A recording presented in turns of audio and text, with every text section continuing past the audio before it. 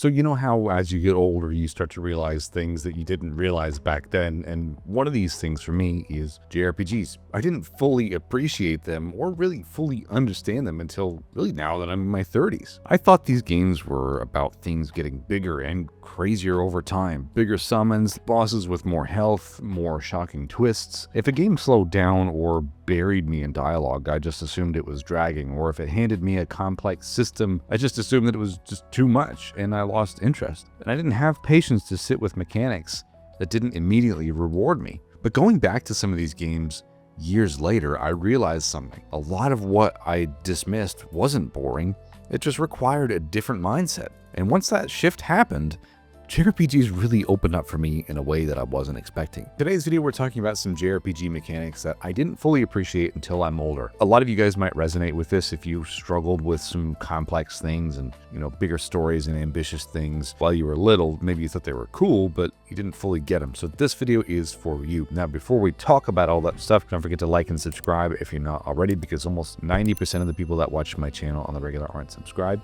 And leave your thoughts down below. Do you agree with some of these systems and things I'm going to talk about today? Or do you have some of your own kind of things that you've come to over time and thought, man, I think I really understand and appreciate that more now. So let's get to the first one, which is slow burn political storytelling. Let's start with triangle strategy, because this was one that I think really opened my eyes to, political stuff within games. And if I played triangle strategy when I was a kid, it would have bored me to tears, because when the game opens, it doesn't rush you into a battle to hook you. It makes sure you better be sitting down, because it starts talking about everything: the salt trade, borders, treaties. It is not flashy at all. It's very procedural, if anything. And if you're younger or just impatient, obviously it can feel like this game is stalling before anything even happens. But in that opening, it's doing something really important. It's teaching you how the power of the world works. It's showing you that conflict doesn't just happen out of nowhere. It's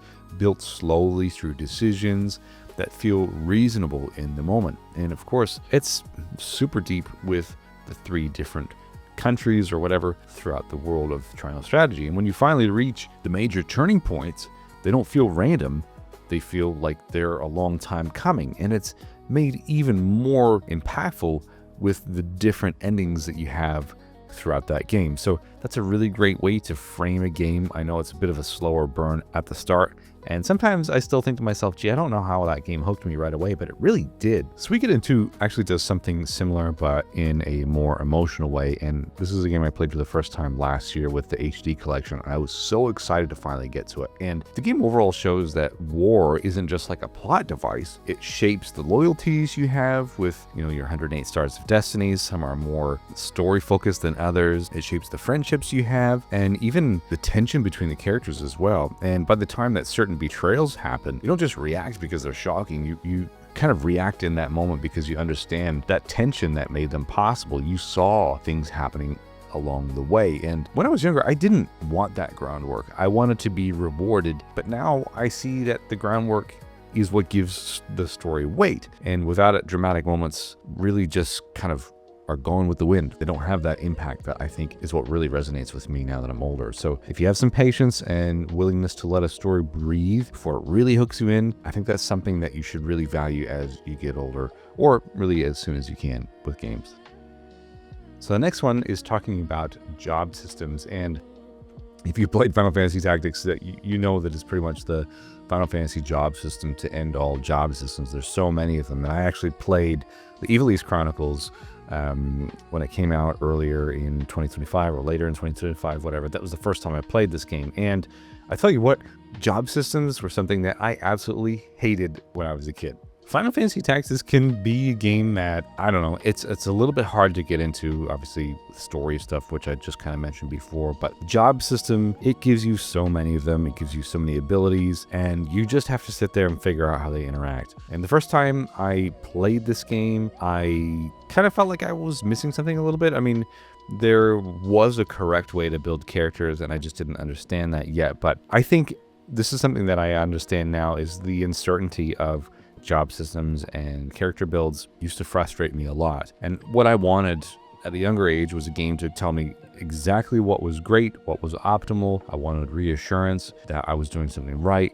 But that's not really what tactics is built around. It's built around experimentation. It assumes you'll try something, fail, adjust, and try again. If you guys remember the first real serious difficulty spike in that game, it's probably because you don't have Ramza, leveled correctly, or you don't have him with the right jobs or abilities. It's serious trial and error, and half the battle is preparing for the battle before you even get to it, which is something that we'll talk about in a little bit. So Final Fantasy Tactics with the job system, something like this, trusts you to build your own understanding instead of just handing you the perfect blueprint. And I think that something like that is better when it's earned, not given. And that's the kind of satisfaction that comes from winning a battle, because you combined two jobs in an interesting way that just makes sense to you. It feels personal and it feels very earned. Like I said before, I mean, there was a specific combination of jobs that I gave Ramza throughout my playthrough. I can't quite remember now, but he was just absolutely blowing through everybody, and it was awesome. And games like this with job systems make you feel smart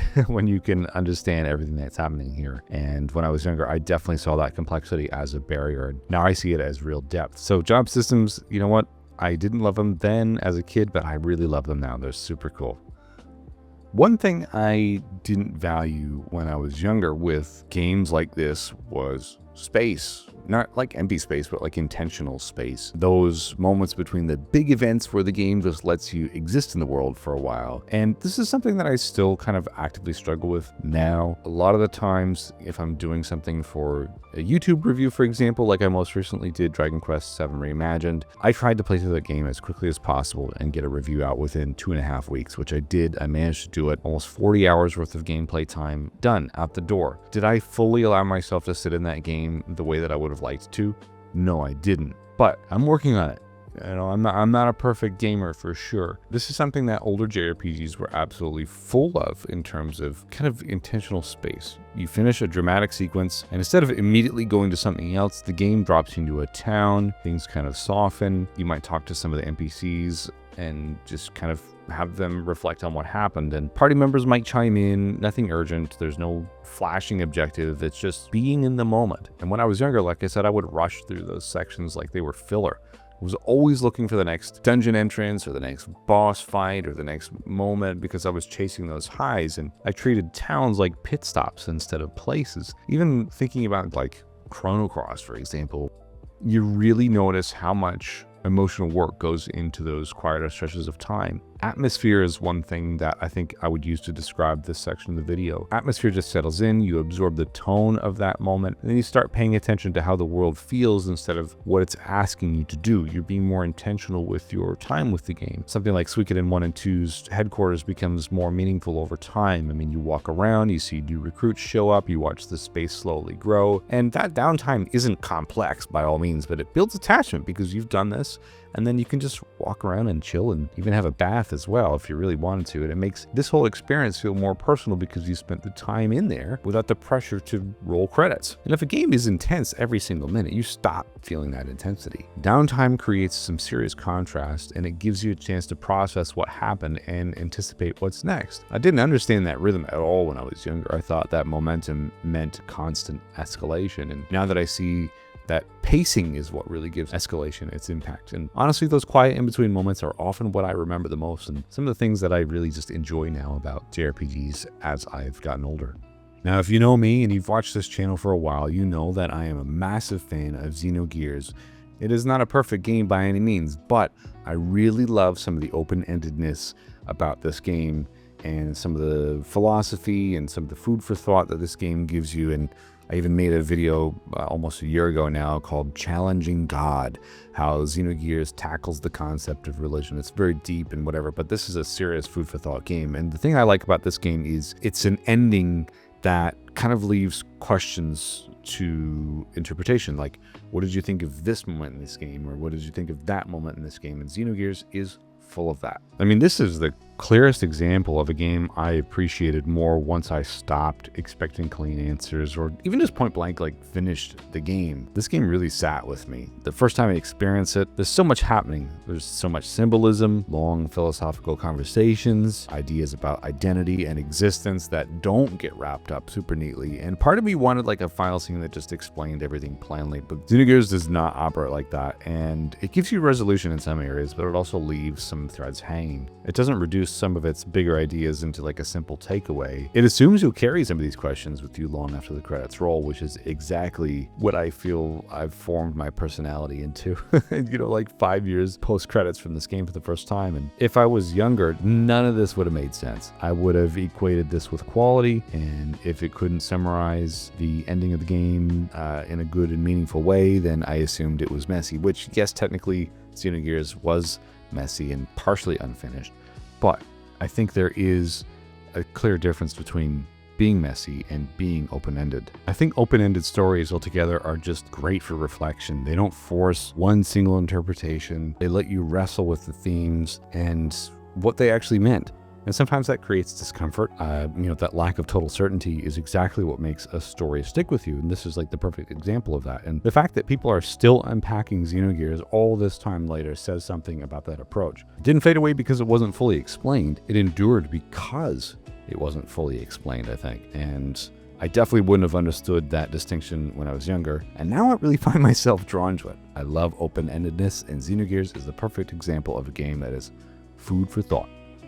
Now, this one I mentioned a little bit before, and I really just find myself drawn to this kind of stuff, and that is preparation as like the core of combat. Hunting through menus and just overthinking things, saving multiple times before you get to boss battles. It is, oh my gosh, I'm just obsessed with doing stuff like this. When I was younger, I thought engagement meant constant input. I wanted to feel busy during combat. Quick decisions, fast menus, flashy animations. If a system automated anything, I probably would have assumed it's making me feel lazy and not actually trying. And for the first time I played Final Fantasy XII, that's exactly what I thought. But the Gambit system isn't about reflex. That's the battle system for Final Fantasy XII. It's about anticipation. You're basically programming your party's behavior before the fight even starts. You're deciding how they'll respond with low health, status effects, enemy types, and once combat begins, you're watching your logic play out in real time. At first, yes, it does feel passive, and yes, it does feel like the game is playing itself. But the more that I think about it, the more I realize that the fight was happening in the planning phase. The execution was just confirmation that your strategy either worked or didn't work. Final Fantasy V